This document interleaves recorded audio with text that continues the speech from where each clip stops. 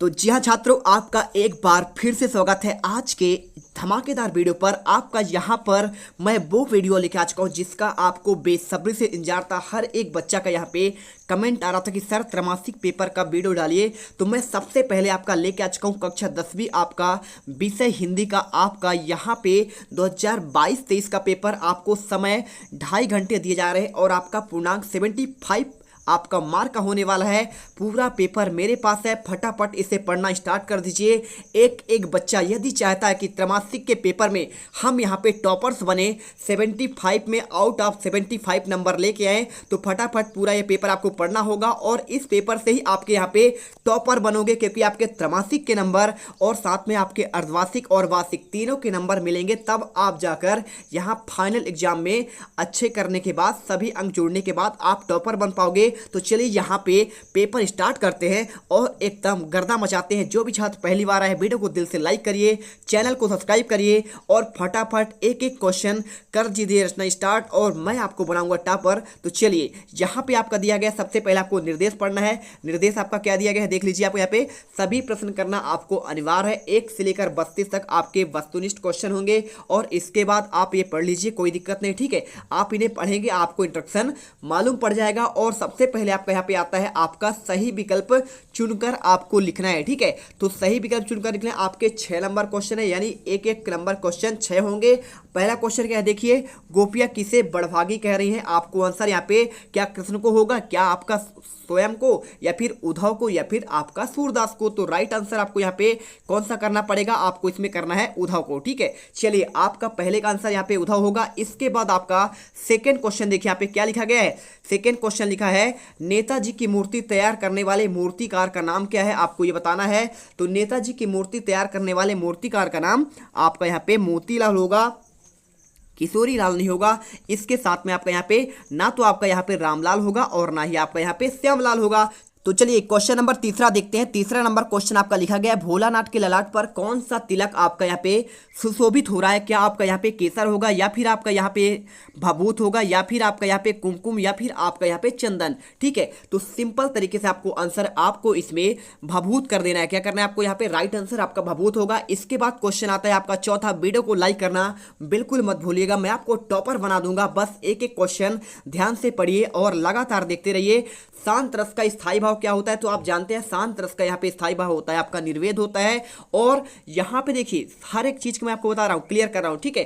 शांत का निर्वेद होता है और यहाँ पे श्रृंगार का आपका रति होता है और करुण का आपका शोक होता है और रौद्र का आपका यहाँ पे क्रोध होता है। टोटल आपके 10 होते हैं, तो सब आपको 10 में से 10 आपको याद होने चाहिए। चलिए इसके बाद चलते हैं। आपका यहाँ पे क्वेश्चन 5वां दिया गया है, क्या लिखा है, समास के आपके प्रकार है, ठीक है। तो समास के कितने प्रकार है आपको बताना है। आपका 3 प्रकार, 4 प्रकार, 5 प्रकार या फिर 6 प्रकार, ठीक है। तो तत्पुरुष हो गया, अव्ययी हो गया, और इसके अलावा द्वंद्व हो गया, द्विगु हो गया और बहुव्रीहि हो गया, ठीक है, कर्मधारय हो गया। टोटल आपके यहाँ पे कितने हो गए, 6 हो गए। आपका आंसर 6 ही होगा। वीडियो को लाइक करना मत भूलिएगा, ठीक है। चलिए क्वेश्चन नंबर 6 देखिए, निधंचय आपका यहाँ पे निश्चय बनता है, तो कौन सा संधि होगा। तो चलिए मैं आपको इसका आंसर दिखाता हूँ। तो आपको इसमें देखिए ऑप्शन दिया है स्वर संधि, या फिर विसर्ग संधि, या फिर व्यंजन, या फिर दीर्घ, ठीक है।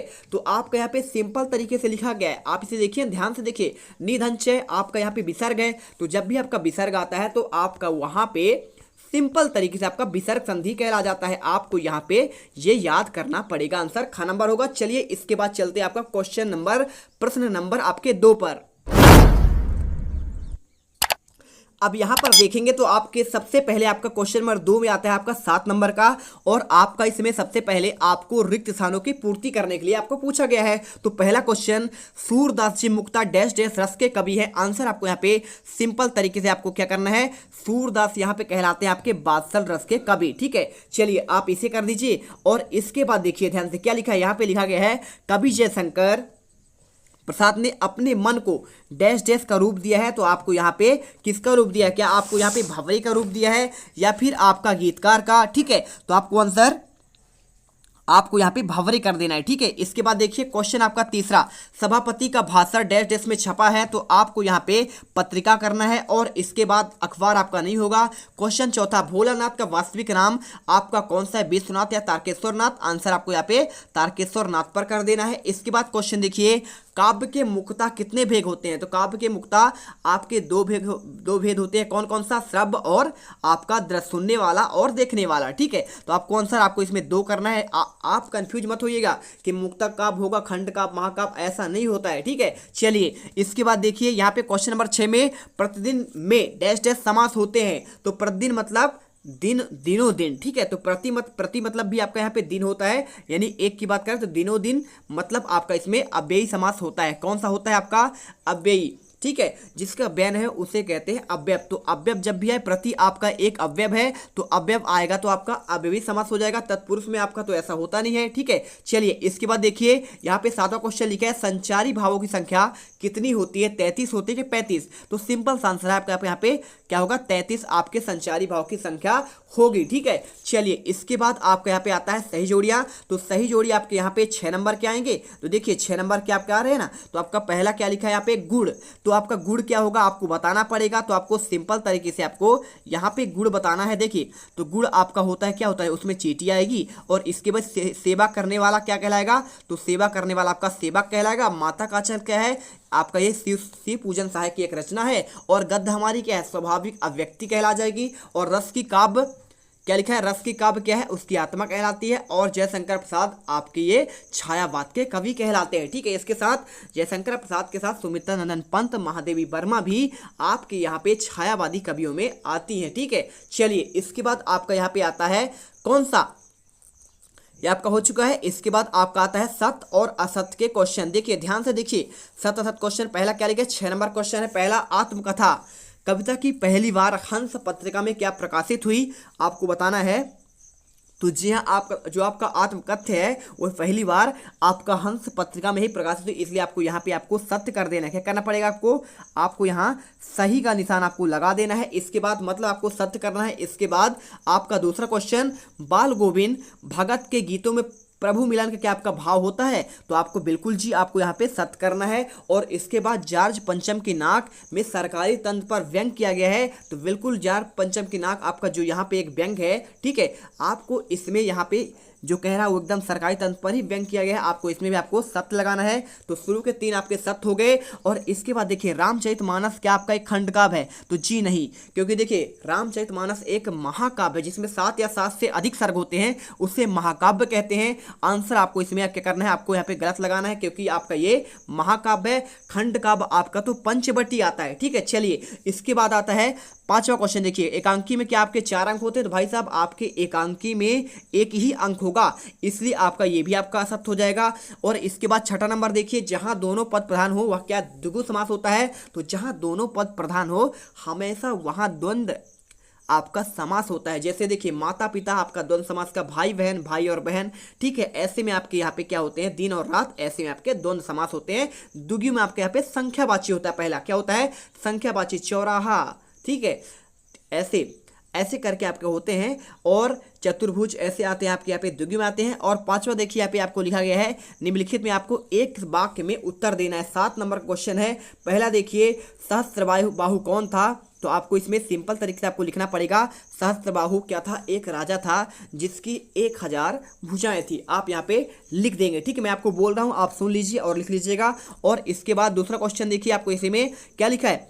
आत्मकथा कविता में मधुप किसके लिए प्रयोग किया गया? आत्मकथा कविता में कवि ने मधुप का प्रयोग किसके लिए किया है? आपको यहाँ पे आंसर, इसमें आपको भंवरा करना है। क्या करना है आपको? यहाँ पे आपको भंवरा कर देना है, आपको ध्यान रखना है। ठीक है, इसके बाद देखिए, अब इसका भंवरा हो गया। अगला देखिए यहाँ पे क्या लिखा है? नाक किसका प्रतीक है? तो नाक आपका यहाँ पे किसका प्रतीक है? आत्मसम्मान का प्रतीक है। और क्वेश्चन नंबर 4 देखिए, कहानी के तत्वों के नाम आपको लिखना है। कहानी के आपके तत्व यहाँ पे 6 होते हैं। कथा वस्तु होता है, पात्र का चरित्र चित्रण होता है, वातावरण होता है, और संवाद होता है, भाषा शैली होती है, और उद्देश्य होता है। ठीक है, आपके 6 होते हैं। और इसके बाद देखिए क्वेश्चन 5वां, हिंदी पद्य साहित्य को कितने भागों में विभाजित किया गया है? तो हिंदी पद्य साहित्य को आपको यहाँ पे 4 भागों में विभाजित किया गया है। आपको इसे याद रखकर चलना पड़ेगा। ठीक है, चलिए इसके बाद आपका यहाँ पे वर्णों के सार्थक समूह को क्या कहते हैं? तो वर्णों के सार्थक समूह को आपको यहाँ पे शब्द कहते हैं। और इसके बाद भोलानाथ के पिता आटे की कितनी गोलियां गंगा जल में प्रवाहित किए? तो भोलानाथ के पिता आटे की 500 गोलियां गंगा जी में प्रवाहित किए। आपको यहाँ पे आंसर मिल गया होगा। इसके बाद देखिए क्वेश्चन आता है आपका यहाँ पे 6 नंबर। तो 6 नंबर आपके यहाँ पे स्टार्ट होते हैं 2 नंबर वाले। तो उद्धव के व्यवहार की तुलना किससे की गई है, आपको इसका 2 नंबर क्वेश्चन है लिखना है। या फिर आप देखिए परशुराम के क्रोध करने पर राम और लक्ष्मण की जो प्रतिक्रियाएं हुई उनके आधार पर दोनों के स्वभाव की आपको एक एक विशेषताएं आपको अपने शब्दों में लिखना है। ठीक है, तो देखिए पहला आप यहाँ पे उद्धव के व्यवहार की तुलना किससे की, आप इसका आंसर देख लीजिए। और इसके बाद जो है सिंपल तरीके से क्वेश्चन नंबर 7वां, कैप्टन की मृत्यु का समाचार देते वक्त पानवाला क्यों उदास हो जाता है, आपका 2 नंबर क्वेश्चन है। और इसके बाद 8वां देखिए बाल गोविंद भगत की पुत्र वधु उन्हें अकेले क्यों छोड़ना नहीं चाहती थी, आपको ये लिखना है। क्वेश्चन 8वां, माता का आंचल पाठ के आधार पर शिशु का नाम भोलानाथ कैसे पड़ा। और इसके अलावा क्वेश्चन देखिए आपको यहाँ पे लिखा गया है, क्या लिखा गया है, जार्ज पंचम की लाट को नाक को पुनः लगाने के लिए मूर्तिकार ने क्या क्या यत्न किए। और 9वां क्वेश्चन, भक्ति काल के आपको यहाँ पे 2 आपको विशेषताएं बनानी है। देखिए हमने आपके 9 तक के क्वेश्चन आपको बता दिए हैं। आगे के टोटल आपके 23 क्वेश्चन जितने भी हैं, ठीक है, उनके आंसर मैं आपको एक नेक्स्ट वीडियो में लेकर आऊंगा जिससे आपकी पूरी अच्छे से तैयारी हो सके और आप यहाँ पे टॉपर बन सको। ठीक है, तो चलिए इसके लिए हम आपको क्या करेंगे, मिलते हैं अगली वीडियो पर। और उस वीडियो में आपको यहाँ पे A to Z आपके सभी क्वेश्चन के आंसर आपको लिखित प्रोवाइड कराएंगे। तो जय हिंद, जय भारत। जो भी छात्र पहली बार विजिट कर रहा है वीडियो को दिल से लाइक कर दीजिए और चैनल को सब्सक्राइब कर दीजिएगा।